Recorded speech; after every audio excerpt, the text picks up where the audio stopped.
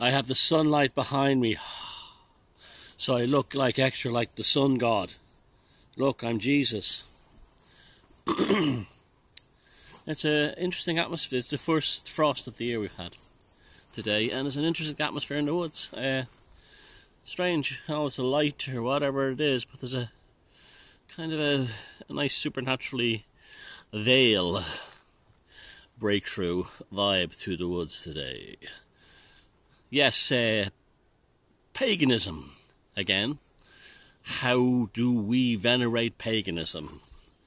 This is why I don't like this Asatru or Sturu or Stero, whatever the fuck it's called stuff. That's this is too churchy. It's Presbyterianism.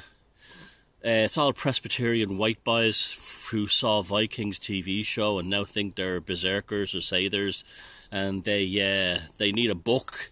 Because like good Abrahamics, they need a book. They're people of the books, as Muhammad called them. And that's not what paganism is. Paganism's power is derived from the same place that the power of Hinduism is derived from. There is no books. There is no holy text. There's no sacred one rule book. This is the wickedness of Christianity and the Abrahamic religions, is that they hold up one book and they say, right lads, that's it, and anyone who deviates from this is the enemy.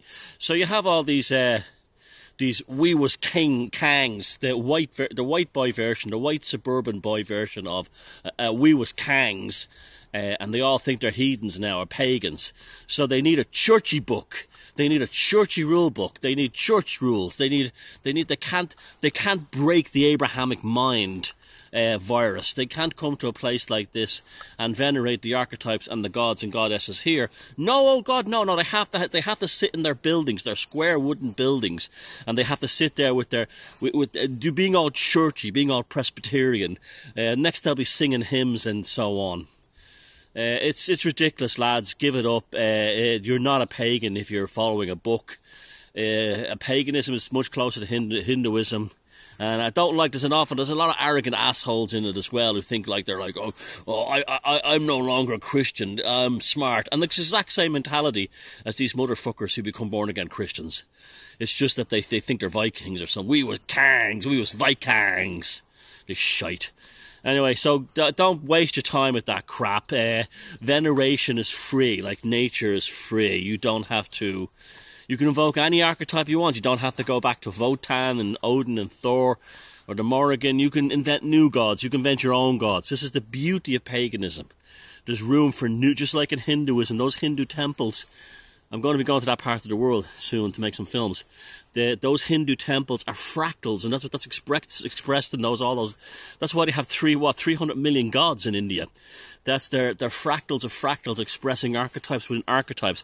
There's no one God as such. Now there are powerful deities, just like there was in paganism, just like there was Odin, and just like the Crumcruk in the Irish one.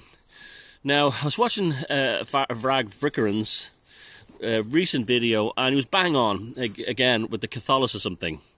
Now, it's true, Catholicism, Orthodox Catholicism. Now, I'm talking not this like folk mass bullshit they have today, which is desperately trying to be Presbyterianism. Orthodox Catholicism, if you take out the Middle Eastern stuff, if you took out Jesus and the Old Testament out of the Catholic Mass, you would have, there's your pagan veneration right there, because the only reason Christianity survived in Europe is it jumped into pagan veneration. So basically, if you look at the Catholic, Orthodox Catholic Tridentine Latin Mass of the mid-60s when I was born, you will see that is a pagan rite with just Jesus and the other fuckers from the Middle East added into it, okay? You take them out, you have a pagan Mass. You have a pagan rite of veneration. You have all of it. You go, especially in countries like here, like Ireland, rural Ireland, you will see in Iberia, Galicia, Portugal, southern France, you will see Catholic shrines and pagan shrines this together. Now, there was a time I used to be bothered by that. I'd see the statue of the Virgin Mary beside a sacred well, or it doesn't bother me anymore. And I'll tell you why, because to me, that could be anything. That's just a statue of a woman. We know that the Virgin Mary didn't actually exist, so that could just be the goddess Eru, or the goddess Rhiannon, or the goddess Bo. I could just call her that. So it's paganism. It never went away, and you see that all in the Catholic countries. And he was right. It gives Catholics an advantage over Protestants in becoming pagans, because if you're a Catholic, you're already 75% there as a pagan. You're already 75% there. All you have to do is get rid of all the Middle Eastern stuff and bring in the other stuff. Bring in your own stuff, and you're there. You've got yourself paganism. So you don't need a King James version of the pagan Bible. You don't need to be a people of the books. You need to... the paganism is something you feel in your heart, not something you follow as a rule book. See, this is not good. This is a bad road these guys are going down. This is why I think you sense a lot of hostility in them. You do. You sense an awful lot out there. They're just like male Wiccans. They got the same kind of like... they're looking for a fucking fight, or they're uppity, and they got like a fucking 12-inch nail up their assholes. They've got that kind of vibe about them. They're not happy. They have found absolutely no spiritual contentment going to Asatru or Sturo, whatever the fuck it's called. They have not become pagans. They've just become Presbyterians 2.0, Baptists 2.0, Lutherans 2.0. That's all they've become. Where if they convert, ironically, if they were still Christians and converted from Presbyterianism into Catholicism, they'd actually be closer to pagans than what Asatru has given them. That's the irony of it. This is why I have great faith and great belief that there will be a pagan revival and a pagan restoration, particularly here in Ireland, and in places like Portugal and Galicia, and other parts of Spain, and even Mexico and the South Americans, the American Southwest States, the Caribbean, Santeria, the Santa Muerte. They're already moving towards paganism. They're already moving there. In New Orleans, and the Creoles, we're so close anyway already. This is why like you said yesterday, it's like Frag said yesterday, or wherever day it was, that this is what the Reformation was about. That Catholicism was too pagan, and they wanted something that was more Hebrew. So there's no effort in becoming a pagan. Nothing at all. If you're a Catholic, all you have to do is say, "I don't like Jesus." Now I can walk into these Catholic churches and I can still feel the energy of these pagan saints, these pagan shrines. St. Bridget here in Ireland, in County Kildare.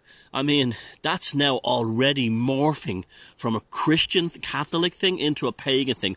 There's more and more people going there with pagan mindsets. The pagan thing is really happening big time in Ireland. And like I said, it was easier because we were Catholics. Up north, they're having a bit more difficult time with it. But that's the thing. So it's like... being a pagan is really easy. You don't have to be one of Muhammad's people of the books. Yeah, this.